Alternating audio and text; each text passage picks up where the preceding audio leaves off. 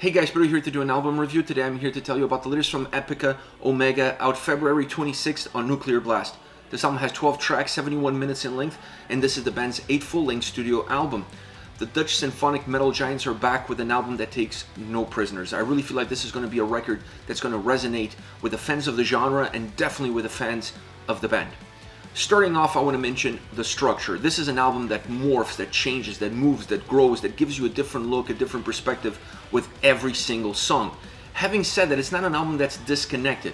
And the reason why it's not disconnected because the DNA of the band is definitely present on every single track. They just repackage it and deliver it with a different look, with a different feel on every single song. So there's a lot of the same elements permeating throughout the record, keeping it everything together, keeping it cohesive, still feeling like one solid album, but giving you different looks and different perspectives with every single song.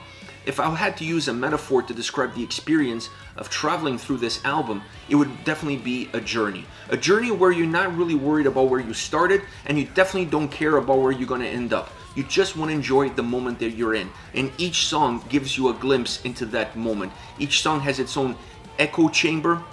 Each song has its own life, almost its own soundscape, and you're so interested in what it has to offer you. You're so much into it in terms of digesting what each and every single song has in store for the listener that you're really not interested in worrying about how it's going to get to the next track or what the next track is going to sound like. When you get there, you'll enjoy that song, but right now you're more concentrating on enjoying the moment that you're in. And this is an album that's made out of 12 different moments. So working this dynamic together and making it work and making it fluid and making the album still feel together, still feel cohesive and united, it's really the secret formula to making an album that's this long, 71 minutes with 12 tracks, pulling you in so many different directions. I would say in 12 different directions, and at the end of the day, you still feel like they all belong together. You still feel like this is a record that has a sense of purpose. It has a sense of unity. And once again, that comes from the DNA of the band being present on every single track and just repackaged with a different feel, with a different perspective. Once you get into the soundscape of the record, this is an album that has huge sound. It just sounds massive, not just from a musical perspective, but also from a vocal approach. Everything about this record is big. I really feel like this is the biggest sounding album that Epica has ever released. I don't remember an album that has this sort of impact, that has this sort of strength, this sort of thickness. You can feel the layers in the sound, in the music, in the vocals, and all the different elements coming together, and you can still pick them apart. And that's a really interesting characteristic because you have so many different things coming at you.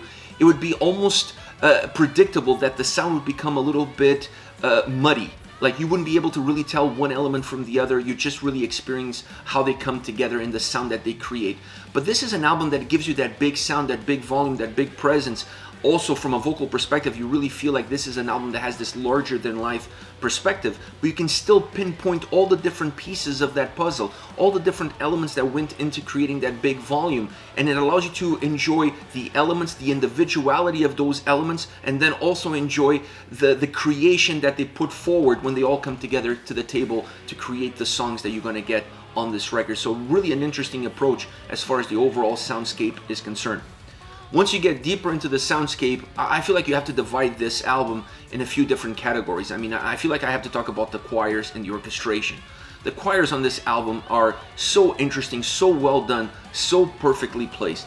Not just the children's choir, but the regular choir as well. Just really powerful, really dynamic, lots of life in it, a real big sound, a really big presence, and used in the songs in the right time, with the right approach, with the right amounts in order to make those tracks come to life, in order to enhance the dynamic of the song from a musical perspective, but also to enhance the atmosphere that the track has, and that it's buried within its lyrics, within the meaning of the song. So this is a record that really plays off of those lyrics and the soundscapes that it creates. It almost becomes the soundtrack of what the lyrics are trying to tell you. The choirs play a huge role in that experience and how you process that experience from a listener's perspective. The orchestration is the same way, and I love the orchestrations. I love the keyboards on this record. Really well done, really well placed, really well constructed, adding flavor, adding a layer, adding a piece to this huge puzzle that it is Omega, but not necessarily controlling everything that happens from a soundscape perspective, not taking control of the album,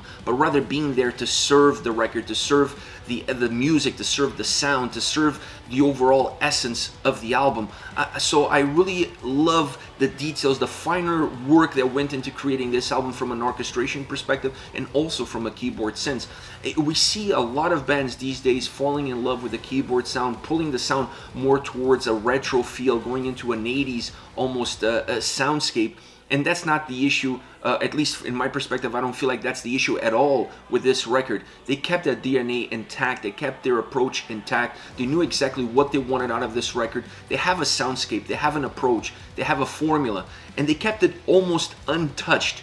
They just fine-tuned some of the elements that surround it, some of the elements that go in it, in order for the album to sound different but still be Epica, to sound large, to sound exciting but still be the band and not something new and not something completely different. So it's the ability of creating a record that feels familiar and still sounds fresh that is the key essence of those elements coming together.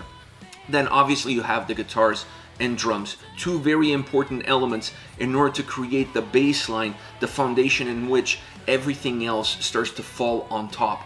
Normally I feel like the drums play more of a foundation role on the sound, specifically for an album like this, but I felt that on this record the guitars had a very similar effect. They really worked in parallel with the drums in order to create that roadmap, that road that everything else travels upon. Doesn't matter if it's the pianos, the orchestra, the choirs, the vocals, everything really depends on that backbone, on the experience, on what is happening as far as the drums and guitars are concerned. In some songs you're going to get a little bit more of a bite out of the guitars, a little bit more heaviness coming through. In some songs you're going to get a little bit more out of the drums in order to create that large presence, that large volume. So you're going to have a very dynamic approach. It's not a one-size-fits-all from the beginning of the record all the way to the end. Everything on this album is morphing. Everything on this album is changing. Everything is evolving. So the guitars and drums are no different. The only thing that stays very cohesive, that stays very balanced throughout, it's the ability of using the guitars and drums together to create that foundation. That stays true throughout the record. Doesn't matter how much else changes, and doesn't matter what kind of feel and look they give you from those two elements. Once you get into the vocals, Simone is phenomenal. What a voice, what a record, what a performance. I love everything about her voice on this album, and that's not the only thing that I love from a vocal perspective, but I really feel like I have to put her in the forefront because there's a lot of tracks that she really becomes the heartbeat of the song itself. Her voice carries the track, her voice brings the lyrics to life and allows this album to be as big as it is. You can't just have a big sounding record without having a voice that matches that presence, that has that sort of an aura, and her voice definitely does that for this record. Going beyond her, then you have the use of some backing vocals that really help creating volume in certain parts of the songs, giving her a little bit more of a heaviness, or at least giving the sense of heaviness to the track, because you have a little bit more volume, you have a little bit more of a thickening of the layers surrounding the vocal tracks, and that's really important in some of the more stripped down and some of the more lighter tracks on this record. Then you have Mark with the harsh vocals that works really well as well. Not overly used throughout the record. I really feel like they had a conscious effort in knowing exactly where they needed a little bit of heaviness, and if that heaviness could be done by using harsh vocals, then that's what they went with. But never really breaking the mold, never doing something outside the box, something that wasn't expected, but rather adding a different element in order to making the picture a little bit more clear, making a more crystal clear picture for the listener. Then, like I said before, you have the choirs, and the choirs add such an incredible essence to the overall experience that it is listening to this record. Once you get to the end of the album, I felt that this is their best output. I mean, we could argue which record of Epica is their best album, and it's always a cliche to say that their latest record is their best record.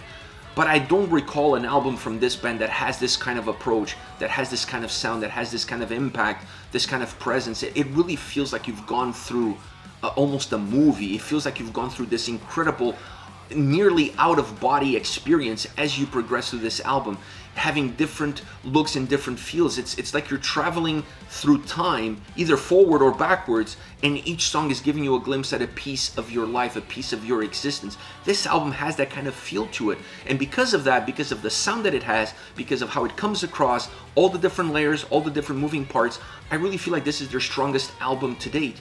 And the fact that they're on album number 8, they didn't change a lot of their DNA, or almost any of their DNA. They didn't change what made this band what currently is.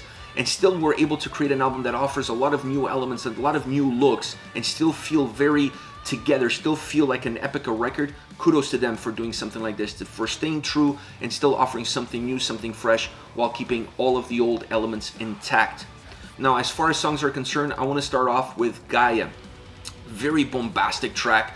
The choirs really add to that big sound, that big feel that this song has in store. Simone's vocals, outstanding. I love the use of the backing vocals on this track because I felt like it added a little bit of heaviness, it added a little bit of a kick, a punch to the song, made the song a little bit more robust, if you will, because from a volume perspective, from a sound perspective, the song is big. So certain moments of the track, her vocals thin out a little bit, so having the backing vocals really added a little bit of more essence to how the sound comes across. It makes you kind of open your eyes and take a step back because it makes it a little bit more impactful. The song has ebbs and flows, it changes, it moves, but it has a routine, it has a DNA, it has a formula, if you will, so it doesn't deviate too much from that formula. I love the dynamics that it has, I love the changes that it has. The choirs add to the melody that the track carries. This is a very melodic track at times. There's still heaviness in it. You're still gonna get harsh vocals. You're still gonna get a lot of bite out of the guitars and drums. There's a portion of this song that's absolutely demolishing. It's very heavy, comes at you fast and heavy, right in your face. But overall, the essence that you take from this song when you walk away from it is how melodic it is and how much of the choirs add to that overall melody that this track has. Super consistent, very dynamic, changing ebbs and flows. That's what you're gonna get from this song. Next, Kingdom of Heaven Part 3, the final installment in this trilogy. And this goes beyond the, I can't say that this is a track, this is a song. This is an epic performance. This song goes beyond the bounds of heavy metal, beyond the bounds of creating a track. Longest song on the album, most epic track on the album, and the perfect end for the trilogy. This is an incredible track. I don't know how someone can can create something as bombastic, as big, as fluid, as dynamic. This is not just a symphonic metal song. Has a lot of prog elements in it, has a lot of everything in it. Almost everything that is the essence of this band is present on this track at one point or another. The changes that had happened, the mood swings, the atmosphere, the intensity, the heartbeat, the soul. It's just an incredible song that just has so much life, that has so much to give, that you could almost release this track on its own and it would be an incredible performance. It would be an EP for the ages. So imagine including this track into an album like this. And it's the song that comes around the middle point of the record, breaking the album, like I said earlier on the review, really allowing you to have side A and side B of the album. A song that's very different from everything else, but also has a little bit of everything else in it.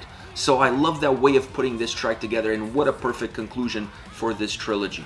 Last but not least, Rivers, one of the most beautiful stripped down songs on the record. This is really a ballad, but a ballad that grows. It grows in sound, it grows in intensity, and it almost grows in the emotional baggage that it carries. It's such an emotional song. Simone carries this track. The piano is absolutely phenomenal, but her voice is really the guiding light, is the lighthouse in that foggy evening that brings you to a safe harbor. That's how you feel listening to this track, and that's how you feel towards Simone's voice as you progress through this song. But as you would expect from a ballad like this, you need to have some momentum, you need to have some growth. There has to be a climax, and the song really offers you that because it starts to evolve almost from the beginning all the way to the end, becoming bigger, the sound becomes larger, it becomes slightly heavier. It's not a heavy song, but it gains some traction as it moves towards the end, but it never loses that emotional feel, that emotional drive that it has.